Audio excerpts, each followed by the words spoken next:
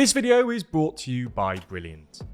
Today, Venezuela proposes cutting ties with Spain. Washington hints at lifting Ukraine's long-range arm restrictions, and political prisoners go free in Belarus.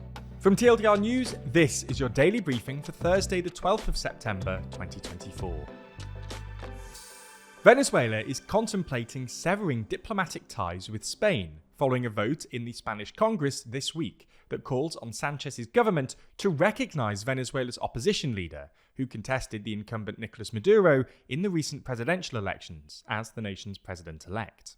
Jorge Rodriguez, the president of Venezuela's National Assembly, publicly denounced the Spanish Congress's decision, calling for the suspension of all political and economic relations with the European nation, which includes halting consular activities, air travel, and business dealings with Spanish companies. He described the recognition of González as an affront, stating, "This trampling is unacceptable. There is no need to have diplomatic relations with a country that does not respect us." This move from Venezuela further threatens to isolate Venezuela on the international stage, as Maduro continues to respond aggressively to nations that dispute the legitimacy of the July 28th election, which he claims to have won. Countries like the United States, Peru, and Argentina have also been vocal in their skepticism regarding the election results and recognize González as the president-elect. Tension escalated particularly after Spanish Prime Minister Pedro Sánchez granted political asylum to González, who fled Venezuela after being subjected to an arrest order by Maduro's government. González's opposition group has claimed he won the presidential election by a significant margin, intensifying the crackdown on dissenting voices in Venezuela. Meanwhile, families of political detainees have marched to the Brazilian embassy in Caracas, calling on the Brazilian government to lobby for the release of the 2,500 political prisoners. The situation also presents a challenging dilemma for Sánchez, who has faced criticism at home for his leniency towards Maduro. For instance, the main opposition party reproached Sánchez for taking a problem away from Maduro by granting asylum to González. During a visit to China this week, Sánchez stated that Madrid would stick to its current position, which is demanding the release of detailed electoral records in the presence of an EU mediator. Despite yesterday's vote in Congress, Sánchez maintains that, until a winner is found, Spain will not recognize either Maduro or González as the winner of the election. Despite these challenges, a spokeswoman for Sanchez's government has said Spain wants to maintain the best relations with the Venezuelan people. Venezuela has a substantial community of Spanish citizens and descendants, which complicates the diplomatic fallout. Spanish firms like Repsol SA, BBVA, and Telefónica SA have significant investments in Venezuela, particularly in the oil and gas industry, meaning that severing ties could have serious economic consequences. Moving to the US now, where US Secretary of State Antony Blinken has given what journalists are referring to as his strongest hint yet that he's going to lift restrictions on allowing Ukraine to use Western long-range weapons inside Russia.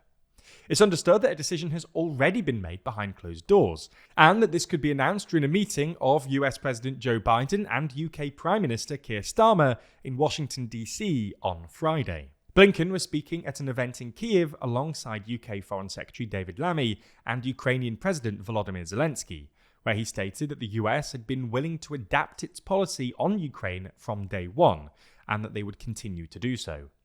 Both Blinken and Lammy stated that they would have to report back to their bosses, so Joe Biden and Keir Starmer.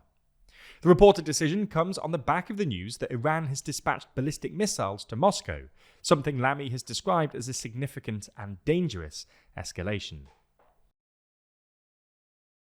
Throughout this summer, prisoners in Belarus have been released as part of an amnesty scheme. One such prisoner, Dmitry Luksha, was sentenced to 4 years in prison for his reporting on mass opposition protests in 2020, and his reporting on Belarus's complicity in Putin's illegal invasion of Ukraine. While in prison, he broke rocks alongside convicted murderers. Speaking about his release, Luksha explained, "It's such a moment of joy to be home, of euphoria, to hug our families and to breathe freely again." He went on to say that the main thing is that this process is happening, and for it not to stop. Now, this news of his release has actually reportedly given hope to some other incarcerated journalists. Many of these were arrested following the 2020 Belarusian election, which international observers claim was not free and fair. State media have already been trying to portray this decision as a humane gesture from Belarusian President Alexander Lukashenko. With another election taking place next year, it's possible that this is a way for Lukashenko to boost his popularity. An Israeli airstrike on a central Gazan school, which was serving as a shelter for displaced Palestinians, tragically left 18 people dead, including 6 UN staff members. It marks the highest casualty incident for the UN Palestinian Refugee Agency, UNRWA, in this conflict. Yesterday's strike on the Al Jaini school in Nusayrat, where a reported 5,000 displaced people were there seeking refuge, has been previously targeted multiple times since the start of the war. Earlier, Israel's military said its air force had conducted a precision strike on terrorists who were operating inside a Hamas command and control center on the school grounds, without elaborating on the outcome or the identities of those targeted. UN Secretary-General Antonio Guterres said later on Wednesday in a post on X that what's happening in Gaza is totally unacceptable. And Philippe Lazzarini, the head of UNRWA, posted that at least 220 of his agency's staff had been killed in Gaza since the start of the war. And in the final uplifting story, a Californian tribe has become the first indigenous group in the lower 48, the states of the US, not including Alaska and Hawaii, to be named co-stewards over a national marine sanctuary. Since 1969, the Chumash tribe has been advocating for the preservation of the unique coastal ecosystem that supported them for generations.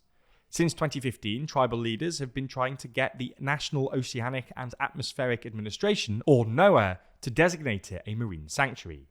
And it's been nearly a year since the Chumash were months away from clinching that designation. Finally, on September the 6th, NOAA concluded the final regulatory step regarding the proposed Chumash National Marine Sanctuary with the issuing of a Final Environmental Impact Statement, or FEIS. The sanctuary would recognise and celebrate Indigenous peoples' connection to the region and would be managed with their active participation and stewardship. The Chumash tribe is set to become co-stewards of the sanctuary, along with other stakeholders, to ensure the protection and preservation of the marine ecosystem.